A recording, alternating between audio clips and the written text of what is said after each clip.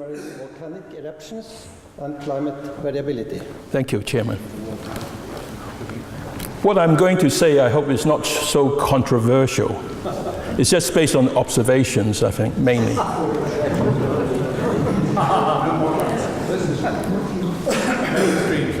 Some of you may remember this event, 2010. A volcano I couldn't pronounce, so I call it E15, 15 letters afterwards. And it led to the wettest year on record in Slovakia since 1881 because of the cyclone tracks bringing rain clouds. Thank God, I'm a geologist. I'm in my retirement. I have moved to the present day because it's the most exciting age, the satellite images since 1980s. You can Google and you can find things. You can look at the newspapers and you can find new islands created by submarine eruptions. Thanks, Benny, for reminding me about the blob. I didn't include it in my extended abstract because I want it to be a surprise to the audience. I'm going to explain the blob as my submarine eruption. But first of all, I'm going to give you a short introduction. I think I missed one slide. Maybe I should go back. Go back. Bring it away from the aspects. My plan is to give you a short introduction. I was missing this slide. Then I'm going to use a case study of a sub-areal eruption, and then a case study of a submarine eruption, which later actually became sub-areal. And then I'll draw up some main conclusions. Okay. So this is introduction, but you've seen it already. We are in the information age. The main applications I've shown here: farming, climatic variability. It may even help modeling, if you believe it or not. Nothing could help modeling. We are helping them, perhaps, with our observations. I think the observations, the satellite images, are available since 1980s. We have weather disasters, media reports, which are in abundance. And of course, we have a small group of people working on aviation safety. And these are the people actually tracking the eruption clouds short term after the eruption. For those of you who are not geologists, maybe, the VEI for explosive volcanic eruptions. But these are only for sub-areal eruptions. The scale is from 0 to 8, and you can see Pinatubo, the biggest eruption in the past 50 years, has a scale of 6. And I have shown here, above VEI 2, usually you can see regional impacts of weather, climate already detectable.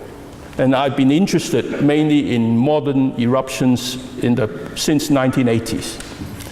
When an eruption occurs, I try to track the eruption cloud and then relate this to severe weather events. I have to press second time. Hold it above the perspex. You get a line like that. Okay. The reason why I'm interested in volcanoes originates from Hong Kong, where I was born. These 3 eruptions stood out in my mind even before my retirement.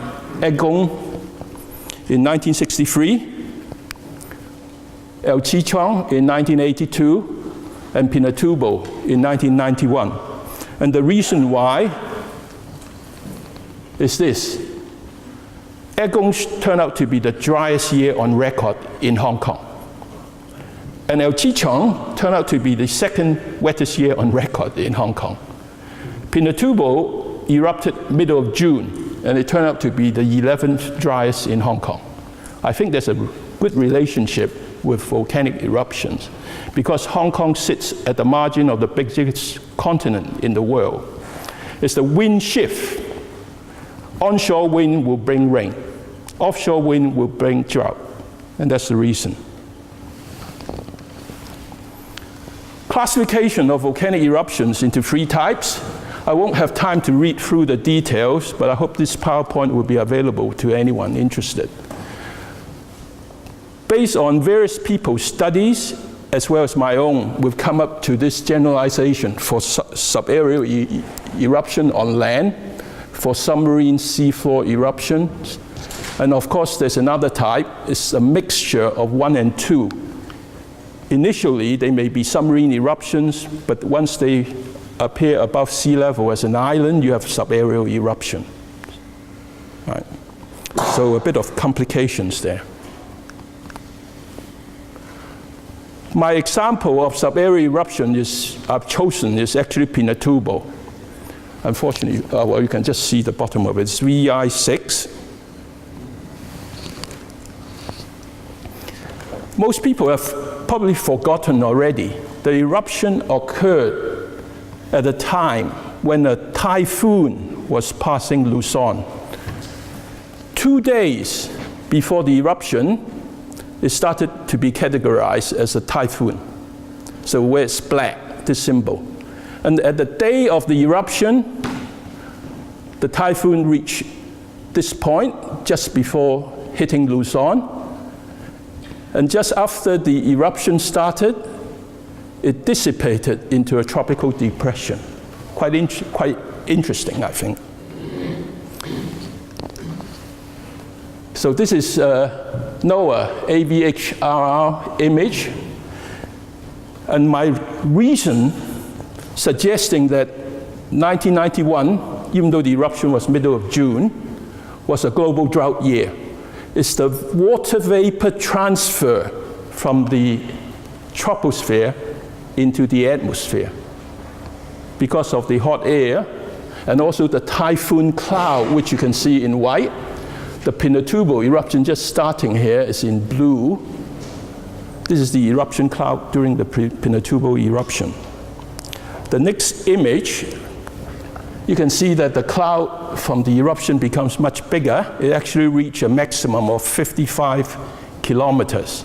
It's the battle of giants. The typhoon clouds was much lower. So enormous transfer of water vapor to create atmospheric rivers in the sky. Water vapor redistribution.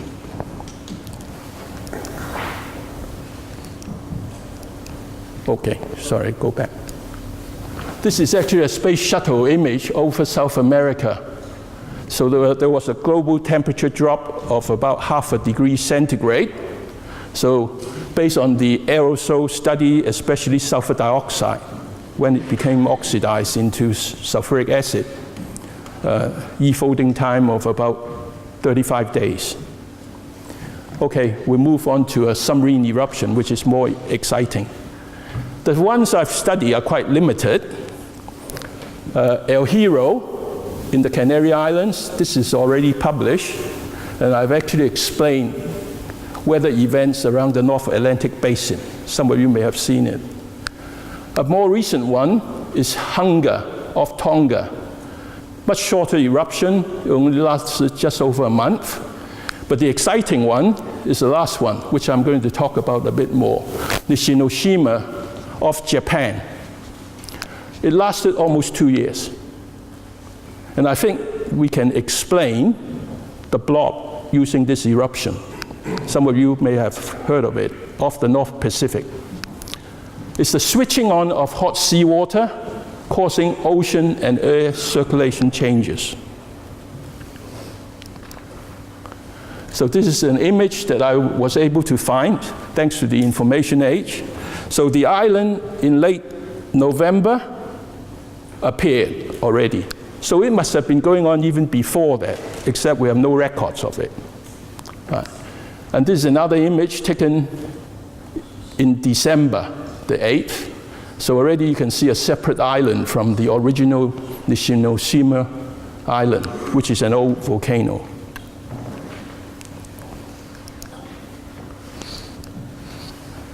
Well, we have all these images available from NOAA that we can play around with. Anyone can download this and we can look at images every day, basically, for the world's ocean. So it's quite exciting in a way. You can see the blob.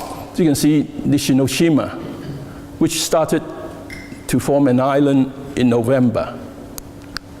Already you can see the cooler water, which is in blue. The warmer waters goes to red, orange. And this is actually from Wiki site.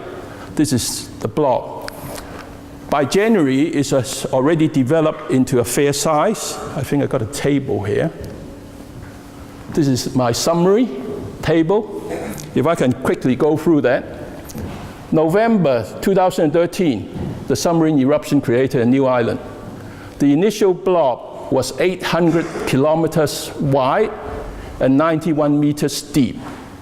In December, the island reached 5.6 kilometers square and reached a height of about 25 meters above sea level.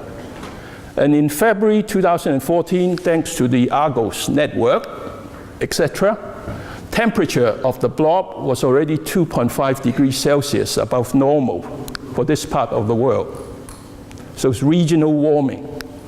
And then by June 2014, the name blob was coined by a Washington scientist, atmospheric scientist, Nicholas Bond. And the size has already increased to more than double.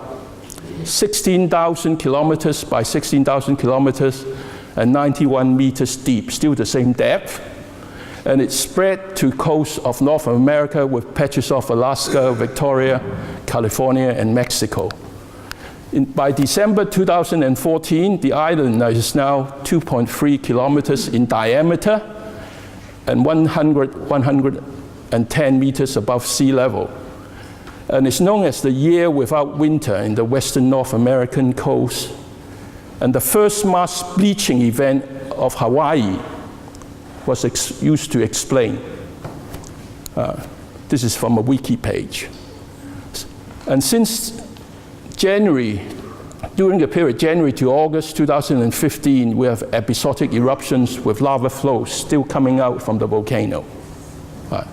And the blob was thought to persist until early this year, which is quite interesting too, the changeover to the La Nina. Well, some supporting evidence, an image of sea surface temperature anomalies, 1st of September 2014. And I've inserted the ocean circulation diagram here to try to explain why we have warm water patches above normal in different parts of the Northeast Pacific coast. So this is near to the Peruvian coast, where normally you get the warm water associated with El Nino. A later image shows this actually develops slowly. The impact of the blob, I believe, is quite far-fetching. I'm quite a logical person. I thought, if you switch on hot water in the northern part of the Pacific, we basically have two large bathtubs in the world's ocean. One is the Pacific, which is the biggest. The Atlantic is a smaller bathtub. What will the hot water in the northern part of the Pacific do to the Southern Ocean? And I think you can see, based on the timing, September is autumn time in the Northern Hemisphere, while in the Southern Hemisphere, it is spring, going to summer. So what will the cooler water try to do? I think it will try to move northwards to neutralize this anomaly, I believe, right? Which seems a bit logical to me. The sea surface temperature anomalies during June 29th, after the Wolf eruption on Galapagos, which is right in the middle of the El Nino warm water area. This is the lava flow here, the final straw, helping the hot water to be even hotter because the lava entered the ocean for that simple reason.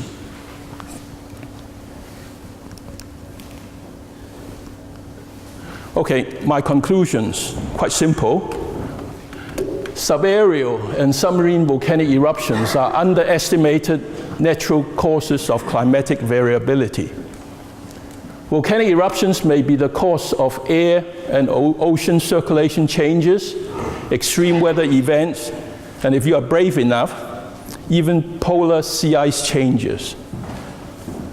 The release of volcanic aerosols, including water vapor, into the atmosphere is important in regional, global climatic variability.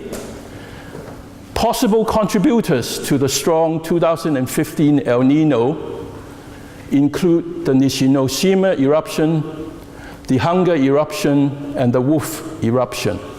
These are just some of the contributors. I'm not claiming that I found everything. Right.